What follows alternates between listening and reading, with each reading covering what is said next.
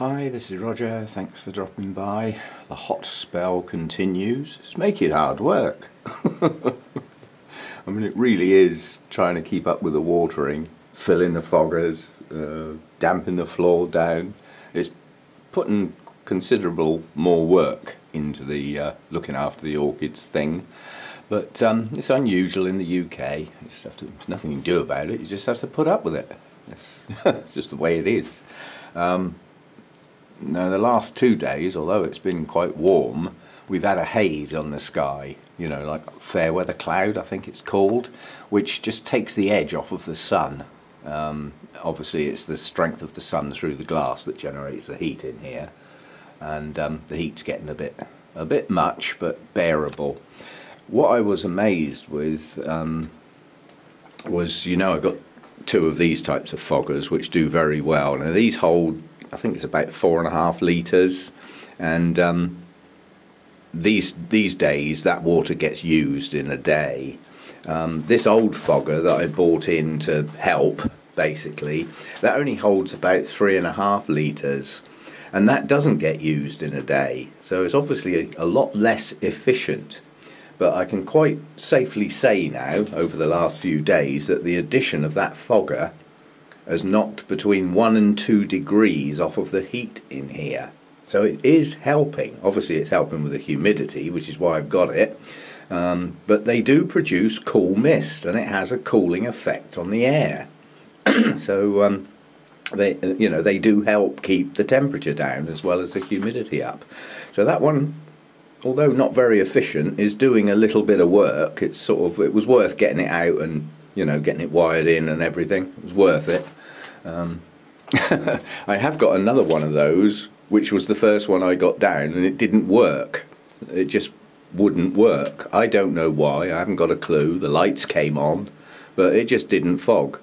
So that's a dud. That one's gone. Otherwise I might have even wired 2 in. But anyway, today I did say I would film my Phalaenopsis reluctantly. Well, they're not my best plants, you know. I just tolerate them in the background and look forward to when they bloom, because the blooms are good and last ages. So they're worth having around, but they're not my favourites by any means. But I'm trying to get everything done out here before the heat builds up and all the fans kick on, while it's nice and quiet. Now, it does mean the light levels are a bit lower, but they're plenty good enough with this camera. So I've got a hanging row of mounted ones here. These are mainly young plants. This is the one that has the highly patterned orangey stripy type blooms on. It's actually got a name. It's Zengmin Brontosaurus. I did have 2 of these. One of them's gone off somewhere, and I've just noticed around the back of that bottom leaf there's a spike coming out.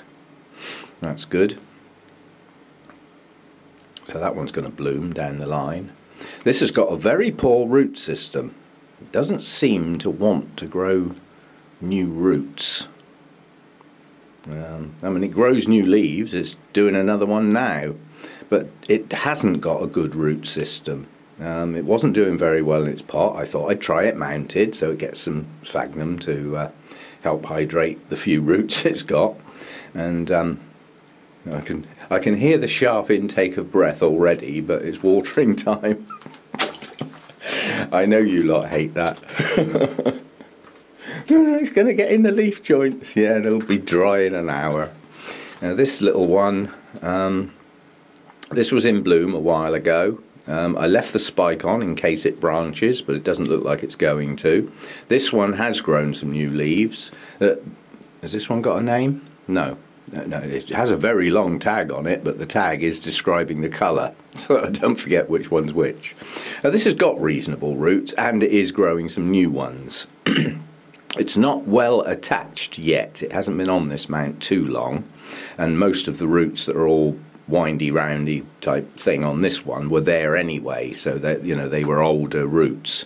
But there are some new ones pushing out, and hopefully a couple of those will attach. Let's get that one in. That's right, the first one gets dropped, the rest get added carefully in case they damage themselves on the ones that are already there. So I try and tuck them in a bit more gently as I go along. Right, and the next one, can I get 3 in there? I can, but not this one. Now this one, has this got a tag on it? Yeah, this is the deep purple one with the pale edges.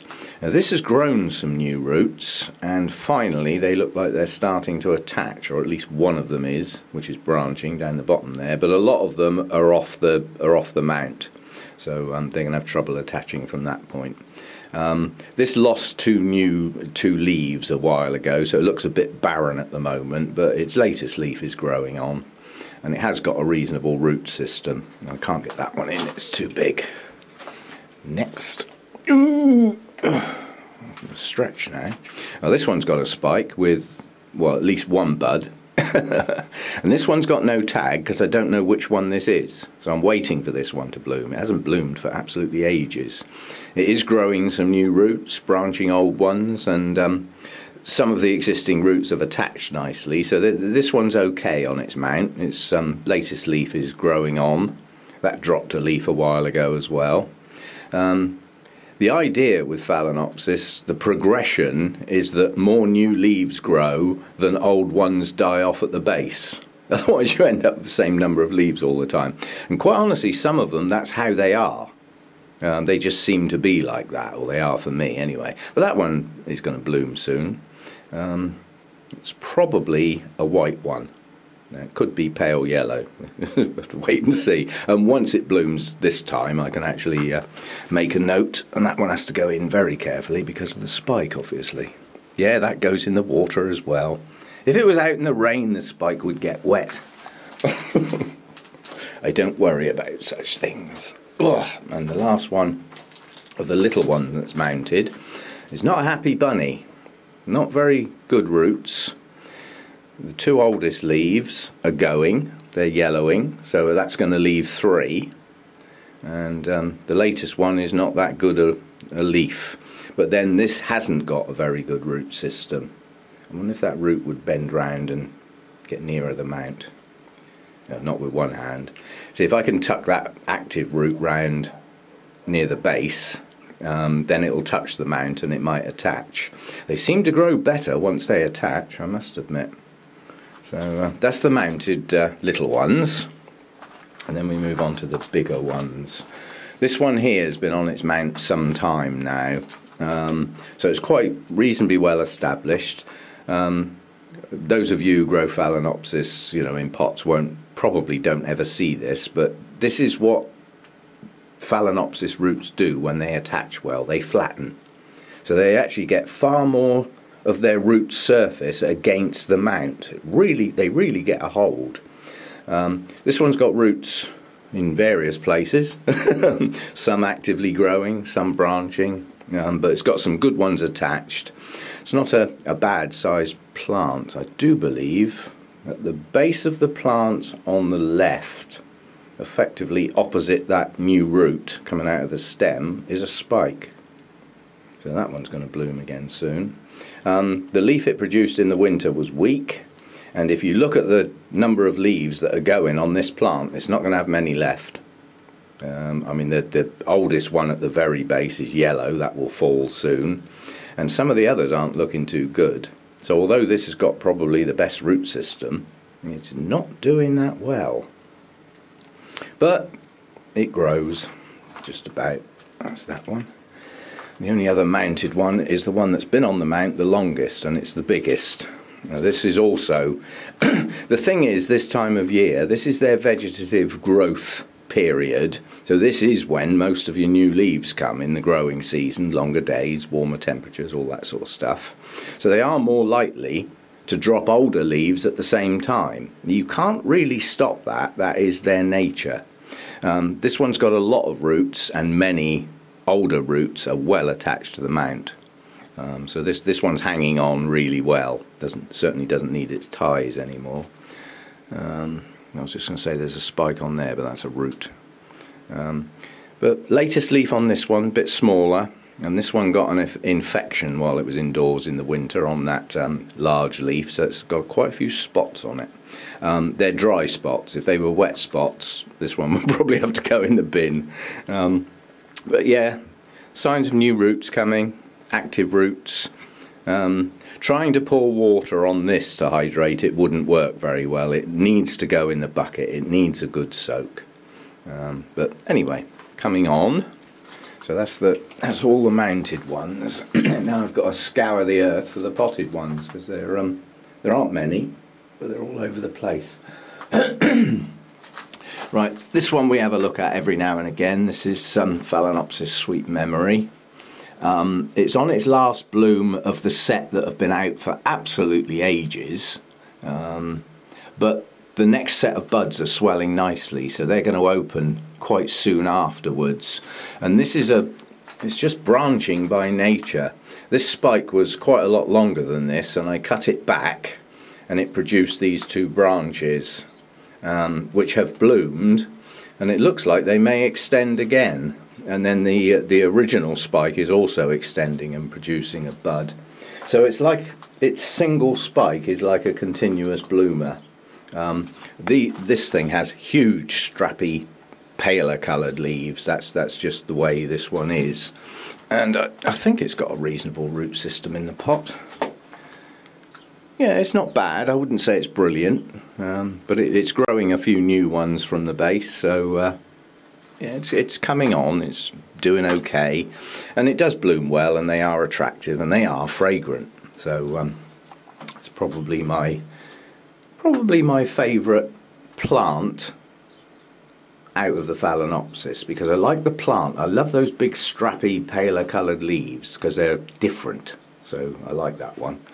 What else have we got? Oh, we got my Sidera japonica, which is now Phalaenopsis officially. Now this one's having a spurt of growth. This one bloomed not that long ago, but this one's producing quite a few new roots. Its oldest leaves have got damage on them.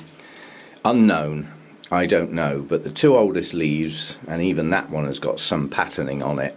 So this is not a happy plant. I'm keeping my eye on this, because this might have a more serious problem, shall we say. It hasn't got bugs. It's not bugs eating the leaves, but something on that plant is not happy.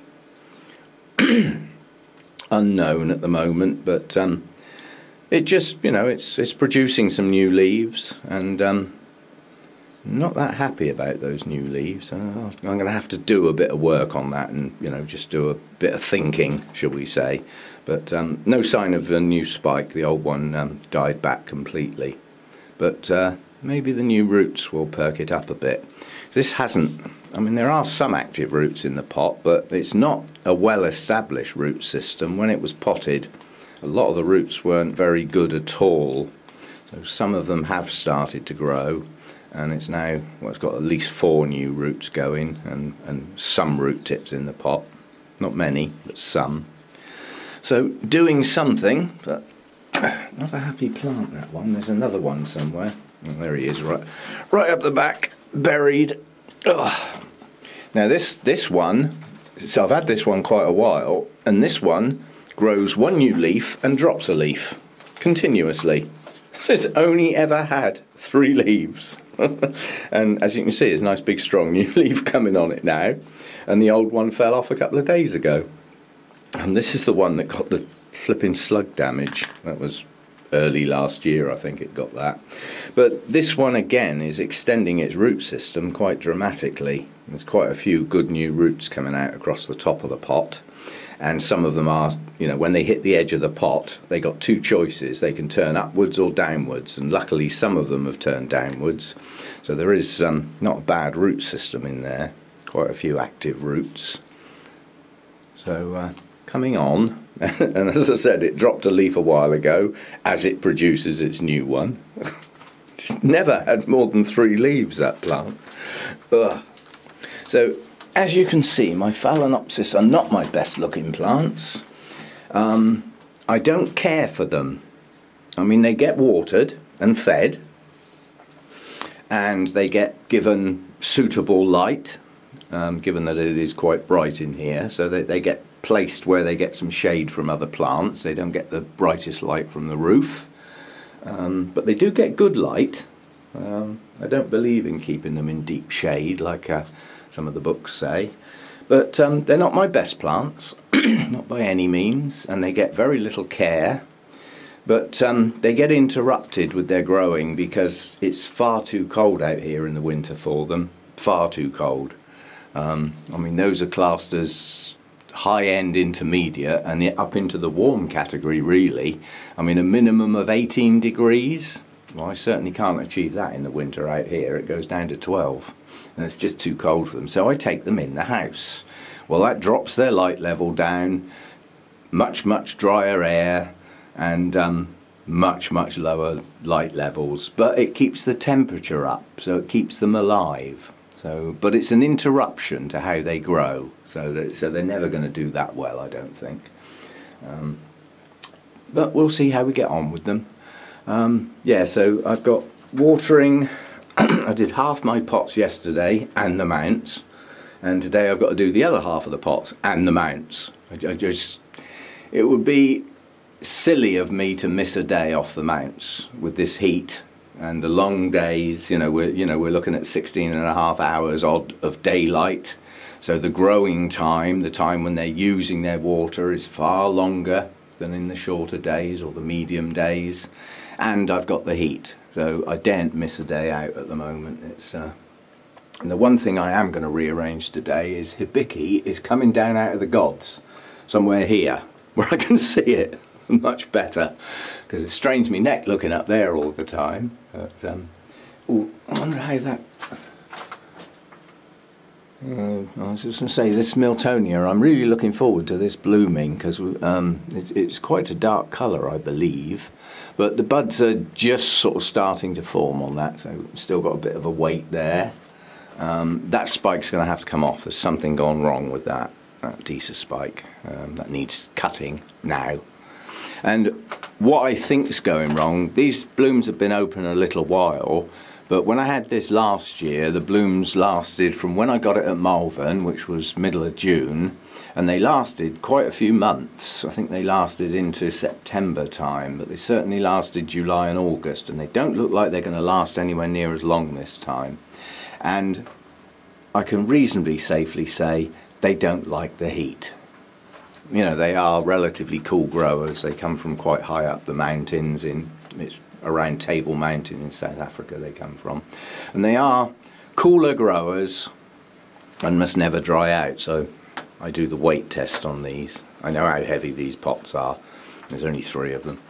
But, yeah, there's nothing much else going on out here, and like I say, I want to try and get everything I need to do done before everything kicks off and the fans start and the heat goes. This has gone now, the come on brain, Odontoglossum naevium, so that can now come down out of the heat down into a cool place. And I have noticed that the air that comes in through the inlet fan is considerably cooler than the ambient air in here. So I have got a list of plants that I need in the line of fire. You might think, what on earth is that Cattleya doing down there where it's cooler? Well, that's actually a Laelia anceps, and they do like to grow cooler. So I've put it down on the lowest shelf. It's still up near the glass, it's still getting the light it needs, but it's cooler. And the only thing that is a problem in here at the moment is this flipping great dendrobium. And there are so few places where I can keep that. And one way of dealing with that, because this doesn't even fit under this shelf really, is to repot it. Because that's in a deep cymbidium pot. So if I put that in a normal pot, that reduces its height, which means it will fit under a shelf. So I don't really want it there. These cooler growers down here should be here. I'm even thinking of putting a grill on there and moving some plants even closer to the inlet fan. Certainly in this heat, the air that's coming in there is not that cool. I mean, the outside temperature is, well, sort of low to mid 20s, I suppose. Yesterday it was up to about 23 outside. It's going to be higher today and then higher again on Wednesday. So the air coming in isn't exactly cold. It's not like they're getting an icy blast, but they are getting cooler air. and it moves, which is good. So that dendrobium's got to come out of there. More work, but it needs doing. It's in a pot, and I don't know what it's in. All I know is that for a dendrobium, that is a very large pot, and they don't tend to have huge, big, deep roots. So I'm a little worried that the root system in there might not be doing that well. But one thing I did notice, this is a first, the bush, which we sort of tied up, has got new canes, several. A nice new cane coming out here, another one here. So this one's coming into growth now. So yeah, 2 or 3 new canes, and a few roots have headed off. It's not a brilliant root system on there, but not bad. There were quite a lot of roots did go down in the pot, so it's hydrating okay. And with the new growths will be some new roots, starting from the top, working down again. But the top growth on this is pushing on quite nicely now. The branches on the newer canes are, the cane itself is extending. If you look at this one, it's grown to its maximum height. Now it's right down to there, and it's branching all over the place. So there's an awful lot of top growth going on here, and I'm hoping that all of it arches over. That's the plan for this plant, and I need to start pulling some of these branches over to this side of the plant. I need to get, you can see it's lopsided, most of it's that side of the plant, and I want to even it up, and it's not that easy to do, but I need some of it to come this way. I suppose using the light might help. He says, pointing the plant towards the light in the direction I don't want it to go. It's funny, it might not sound much, but just by doing that, just by literally turning that round, because this is another plant that's difficult to accommodate, now this top growth will go that way, because there's more light up there than there is here. So that will pull those canes in the right direction with any luck. Why on earth I didn't do that months ago? Duh. Can't think of everything. So yeah, I'm going to leave it at that today. As I say, I want to get my watering done before all the fans kick on and the noise starts, and get the place shut down, get the water on the floor, get the foggers finished off, and just get everything done. Because with the heat that's out here at the moment, I'm having to keep the door shut. Because if I don't, the heat from in here is getting in the house. And I like to keep the house cool, because that's where I am. So I don't like the heat building up too much in the house. It's a bit uncomfortable. Especially the air that comes out of here, because it's humid as well. So yeah, I'll leave it at that, and I'll see you again next time. And as I say, don't all panic and worry about my Phalaenopsis. If they all died tomorrow, I wouldn't worry that much. They are plants that just exist in here because I've got them. Some of them I've had quite a while as well. And a few of them I got, did I get them? Not last year, the year before. I got a few cheapo ones, like £2.50 and £5 in a garden centre, because some of the blooms were starting to fade, just for a splash of colour in here. Because at that particular time there was hardly anything in flower, and I've still got them. Quite honestly, the business model for those blooms is when they're in perfect conditions, they sell them at whatever price they choose, and then as the blooms start to fade, they just chuck them in the discount corner. And most of the time there's absolutely nothing wrong with the plant, it's just that it's not as sellable as it once was. And this garden centre I visit now and again up where Hannah lives is they're discounted plants, double spike large Phalaenopsis for £5, just because one of the blooms is starting to go, and some of them go down to £2.50. So they cost nothing, and they are designed to be throwaway plants. In theory, the business model is when the blooms go, you chuck it out and go and buy another one. Yeah, that's the business model. Now, us orchid growers are very reluctant to chuck a plant out. But some of these may be on that list. But at the moment, I have the space for them, so I tolerate them. And when they bloom, they're nice. But as I say, they're not my favourites.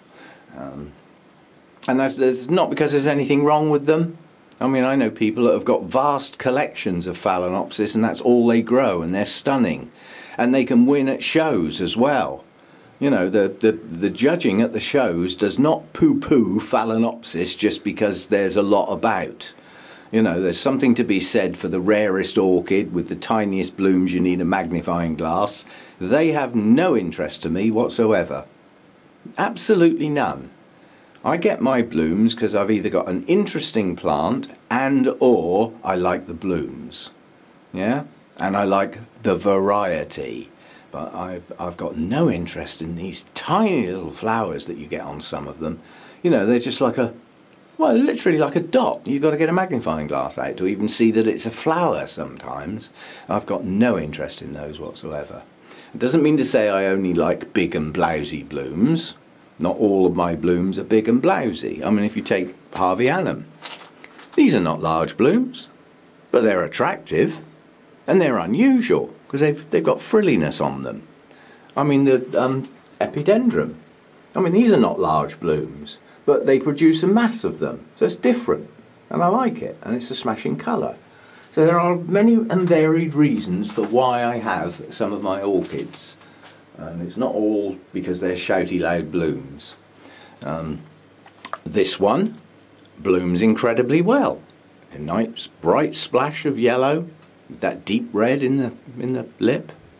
Nice patterning and veining, you know, so there's a good reason for having that. And it grows well. So yeah, many and varied reasons for the orchids I choose. I've still got some lurking in here that were bought in the "oh look, pretty bloom, must have" days. And those days lasted quite a long time when I went from a few orchids to quite a lot. And some of those on reflection may not justify their space anymore. But at the moment, I'm not terribly short of space. I've managed to spread things out a bit and I've still got room to move. So, yep. Oh, let's just have a closer look at this now, because this is actually opened a bit better now. This is a primary cross. It's Infundibulum crossed with Dendrobium lowii. And as Dendrobium's blooms go, they look more like Cattleyas in some ways. But the lip on these has got incredible colour and patterning. I doubt if the camera does it justice. No fragrance as far as I know. Usually blooms in pairs. And this is a black hair type. So the canes, they seem to have a haze over them, but when you get really close, they're absolutely covered in the tiniest little black or deep purple hairs. So they make the canes attractive. So again, the plant's a bit different, and the blooms are lovely. And it's about time that pushed up some new growth too. So yeah, a bit of sorting out to do. Quite a bit of watering to do, and then get out of here before it gets too hot and shut the door behind me. And then all I've got to do is come out every now and again and throw some more water on the floor to help out with the humidity, which also helps with the cooling, you know. So that's the jobs for today, and see you next time.